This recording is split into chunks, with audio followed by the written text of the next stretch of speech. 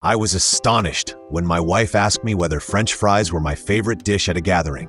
She told me it could read minds through a huge magnifying glass and gave me these instructions. Choose two integers from 1 to 5. Multiply each by 3. Multiply the results. Add the digits to generate a single-digit number. Now remove 3 from the result. Find the alphabet letter for that digit. Think of a country starting with that letter. Consider a popular dish with 2 words that start with that letter. Are you thinking of French fries? See, this magnifying glass can read minds. She laughed happily. The tough math was the trick, not the magnifying glass. Geez. But seriously, how did she do it? If you like the trick, the answer is at the end of this short mini lecture. And it's not just about fries. The magical rule of 9. Math's oldest trick explained. The beginning of 19th century, a provincial town in Germany.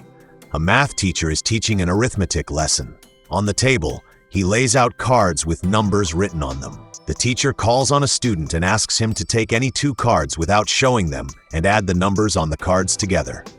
Write the resulting sum on a separate card, cover one of the numbers and show it to me, says the teacher. For example, the resulting sum is 4x2. The teacher immediately announces that the covered number is 3. Sure enough, the student reveals the number, and it is 3. How did the teacher do it? It looks like a magic trick. The students gasp in surprise, and they ask the teacher to perform the trick again. Another student comes forward and repeats the procedure. The resulting sum is 48x.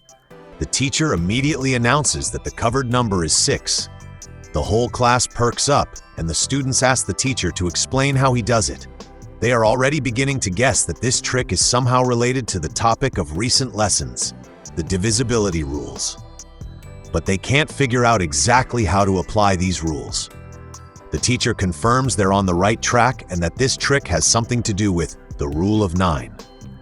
This rule is one of the oldest tricks in mathematics, and magicians have ingeniously used it for centuries without revealing its full secret, says the teacher.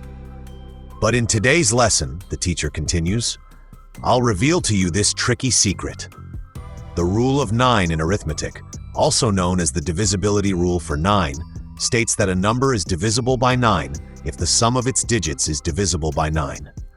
This rule also applies to the sum of the digits of multiples of 9. If you repeatedly sum the digits of any multiple of 9 until you get a single digit, you will always end up with 9. Example, for the number 6777, the sum of the digits is 27. Since 27 is divisible by 9, the number is also divisible by 9. Moreover, 2 plus 7 gives us exactly 9. The rule of 9 wasn't created by a single person but evolved over time, with the earliest examples dating back to ancient Greece. The number 9 has had unique significance in many cultures and historical eras.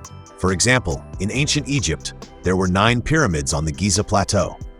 In India, the Hindu goddess Durga has 9 forms, each with its appearance and special meaning, and is revered during Navratri, a 9-day festival. According to Norse mythology, the cosmos consists of 9 worlds, or spheres. Perhaps most intriguingly, the number 9 symbolizes the 9 months of a mother's pregnancy before childbirth. Now let's return to our 19th century math lesson and the teacher's trick. This magical secret of the rule of 9 was discovered in the book Magic or the Magical Forces of Nature, its application in practice and in play, published in Germany over 200 years ago, in 1800. So, how did the teacher guess the numbers? Let's find out. So, we have the following numbers, which the teacher offered to the students. Note that for each number, the sum of its digits is always 9. This means that all these numbers are divisible by 9, according to the rule of division by 9. Next, the first student chooses 2 numbers, 117 and 315. The second student chooses 126 and 360. The first student adds his numbers together and gets 432. He hides the number 3. The second student adds his numbers and gets 486. He hides the number 6. To identify the hidden number in the resulting sum, the teacher goes through the second phase of his secret procedure. Subtract each visible digit of the sum from 9.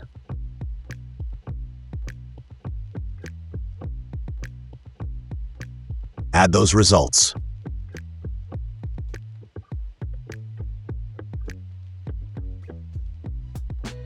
If the number is greater than 9, subtract 9. 12 minus 9 is 3. This is the digit the first student hid. 3. If the number is less than 9, then that's it. This is the hidden digit. 6 is less than 9. The second student hid the digit 6. What do you think of this trick from a 19th century teacher? My wife teaches math at a modern school too. When she did this trick in her classes, the students were totally thrilled. It's funny how math can actually be really interesting and fun. She pulled off an even more fascinating trick by pretending to read my mind with a magnifying glass. Haha. So here's how she broke it down. How to read people's minds using the rule of 9. So my wife asked me to pick two numbers from 1 to 5 in my head, but you can easily pick from 1 to 10 or even more if you like.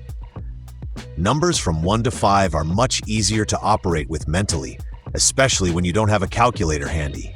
This is great for games at a party or at a restaurant. I picked 2 and 5, and you know the result. My wife made me think of France and proved that I like French fries. But you can pick entirely different numbers. Let's see what happens.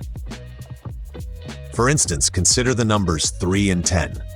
3 times 3 gives you 9, and 10 times 3 gives you 30. Then you multiply these results together. 9 times 30 equals 270. If you add the digits of this result, 2 plus 7 plus 0, you get 9. That's the secret of this trick. No matter which two numbers you initially choose and then repeat this process, you always get 9. Next, subtract 3 from 9, which gives you 6. The sixth letter of the alphabet is F, and you too are a French fries lover. Bon appétit!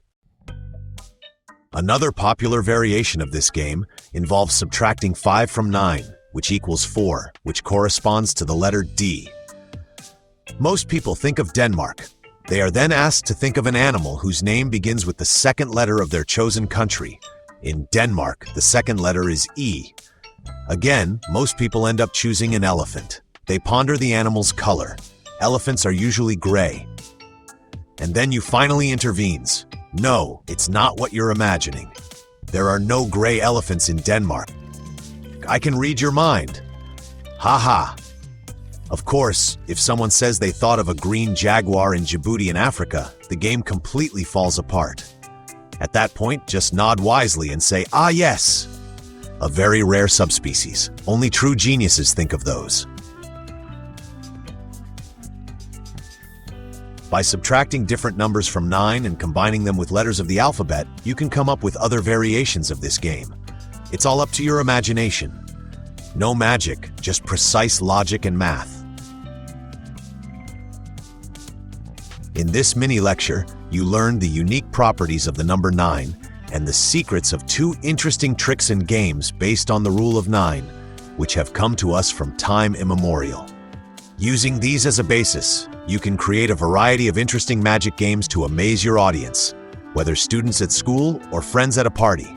Happy math! If you liked this video, give it a like.